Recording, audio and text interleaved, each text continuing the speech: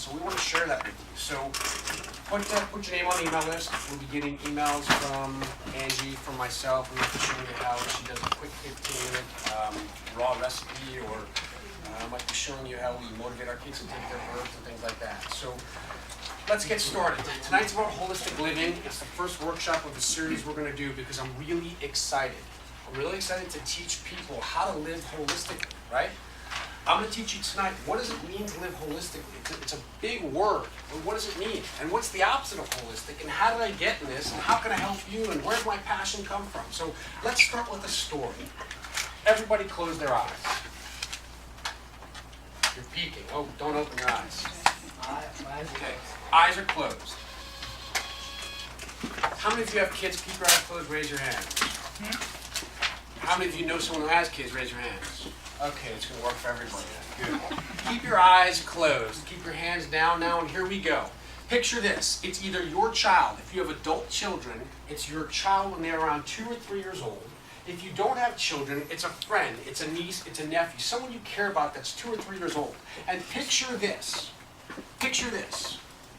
You're in a room. Your bedroom. It's middle of the night. And all of a sudden you hear screeching coming from that room of a child gasping for air. Keep your eyes closed. What would you do? Well, you do exactly what my parents did. They'd run into the room, assess the situation, race me off to the hospital, and I'd get breathing treatments. Open your eyes. That gets pretty scary, right? It gets pretty scary, especially if it's your own child. Well, that was me. 2, 3 years old, I wind up developing asthma. And my parents started at that point taking me to the doctor, and that's when my life of sickness began.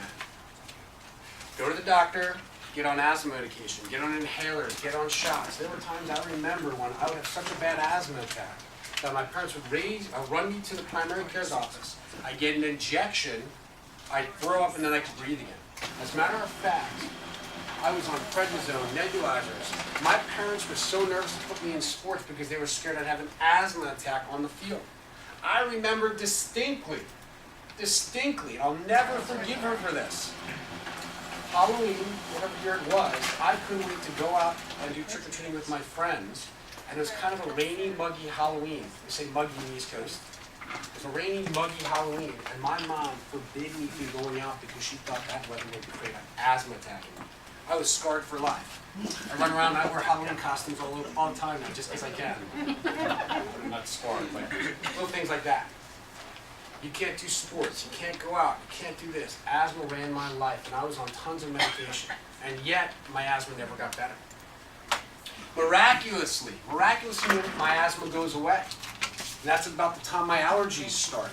Runny eyes, watery eyes, runny nose, cats, dogs, everything got a hold of me. I was sneezing. I couldn't go anywhere. So that's when we started to go to the allergist. Right? Some of you are nodding your heads. You know this story. I go to the allergist. 7 years to the allergist, twice a month, getting injections in my arm to prevent my allergies from getting worse. My allergies never got better and got worse over 7 years. But why did we continue for 7 years? 7 years of my life, why did I continue going to the allergist when it didn't help? One word, fear. And we're going to talk about that in just a little while. Fear. Fear that if I stopped going, it would get worse. But it was getting worse. Well, luckily, my allergies just cleared up on their own, right? I like to say that. That's when the skin conditions develop. I'm just one lucky dude. I don't know. Goodness, I'm healthy and good looking now. And I'm an old fogey. So then the skin conditions develop. As a matter of fact, we go to the doctor and they put me on tons of antibiotics because now it's my skin. See, first it's my lungs. Well, that's one component. Then the lungs miraculously heal up. And then it's a different component called my eyes and my nose and my sinuses. And then that clears up. And that's a different component. It's the component of my skin now. So we go to the next doctor for the next component.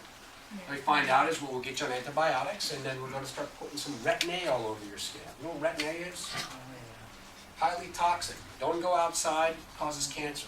And we're going to slather that all over my skin. Luckily, skin condition, this condition goes away. And it's at that point where I go off to college. here's the interesting thing. Along the way, I go, you know what? I'm gonna be a medical doctor because I wanna help people like me, because I don't want people like me to experience what I've experienced. So I go to college, freshman year of college, pre-med, 18 college credits, up at 7, class at 7 a.m., class on Friday morning. You know, all the business students had no class on Friday, they were out late on Thursday night. I will say there was a couple times I was in organic chemistry at 7 a.m. I couldn't really see straight, but that was just few and far between. But I was busting my butt in pre-med the first year. And the problem was, ladies and gentlemen, the problem was, about a month into school, I developed chronic sinusitis with chronic polyps. That meant that I could not breathe through my nose. So if you want to know what that feels like, take tissues, shove them up your nostrils, and try sleeping like that night after night. What happens? You can't breathe. I was having major headaches. I couldn't taste. I lost my sense of taste. And I was going back home every single month to my ear, nose, and throat doctor because there was a separate component now. Every single month I was going to my ear, nose, and throat doctor. Every month I was on a brand new antibiotic. I didn't even know that they made that many antibiotics, but apparently they did because I was on them all. As a matter of fact, there were times that I was in my doctor's office. He went in with a scalpel and a scope and ripped polyps out of my nose and my sinuses right there in the office, bleeding down the back of my throat. But you know what? I could breathe, so I took it. Times he'd inject a needle in there, and I could breathe. It got so bad, that I finally said, "Doc, what do I need to do?" And he goes, "Well, obviously you're going to need to go do surgery." So I said, "Heck, let's do it. Let's do it.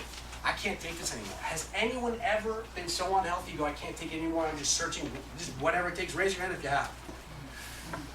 So I said, "Let's do the surgery."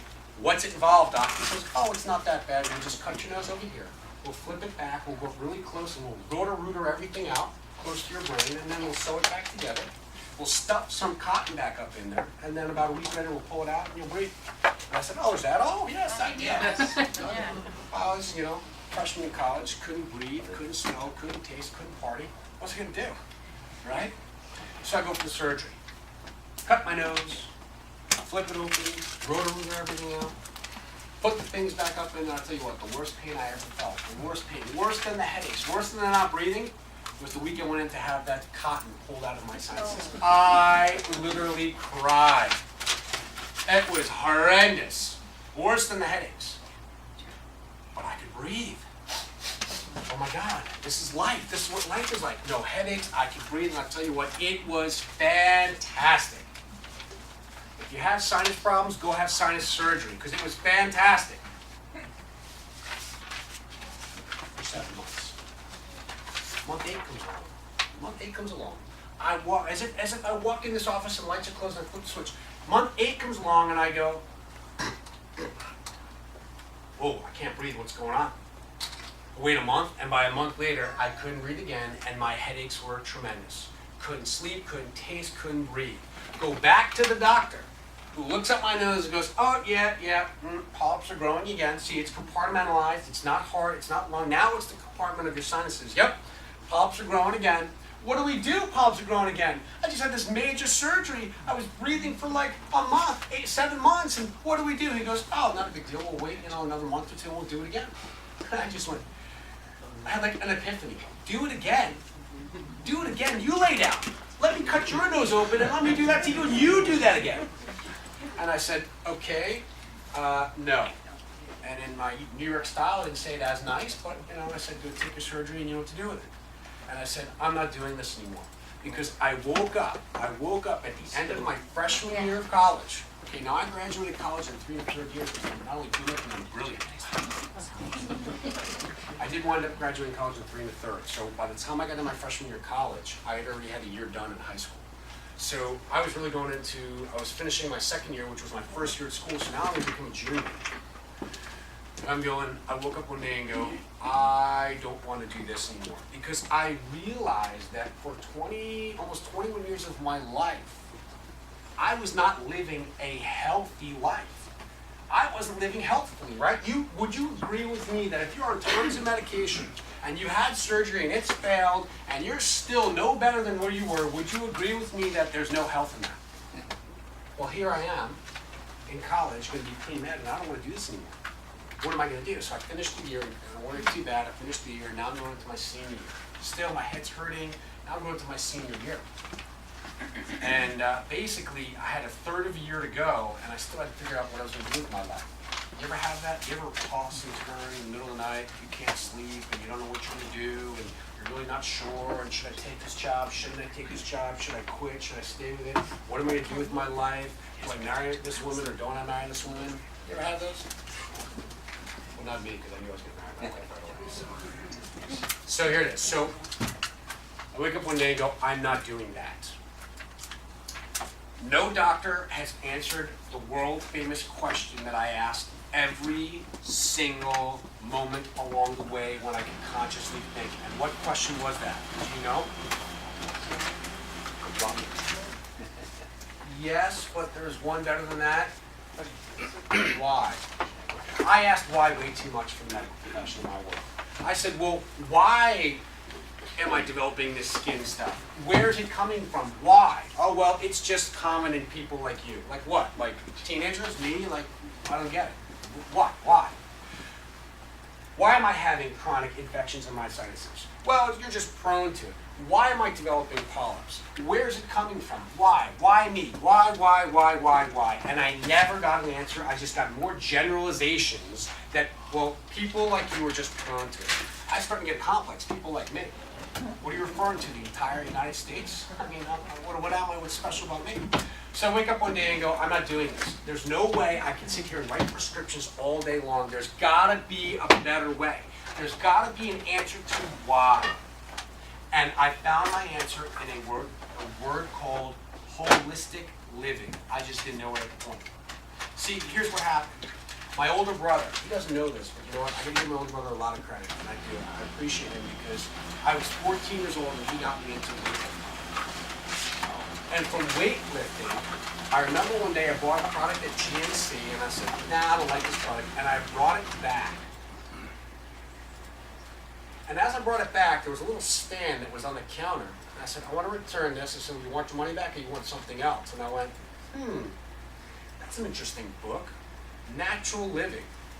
I said, no, I'll take that. And I bought that book and it just kind of carried me around. And you know what? I still have it in my library today. And I would flip through that book, flip through it. And as I was going through the chronic polyps, I would go like, why? Why do I have chronic polyps? And it didn't necessarily give me the why, but it gave me ways to correct it in a more natural way that I just didn't jump into.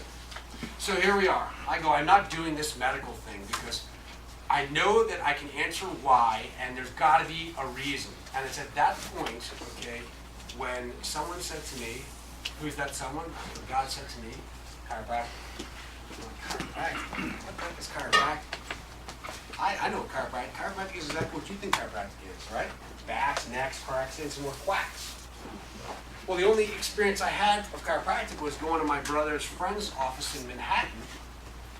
And I walk into this small little office. He's sitting there watching the stock market. After 1 hour, one patient comes in. He puts him on this roller table. We go back and watch the stock market, and then I leave. That was chiropractic. So that's my only know-how of chiropractic. And I go, chiropractic? What? I'm going to do that. I just said chiropractic. So I type into the computer, chiropractic, and I start learning about holistic living through chiropractic.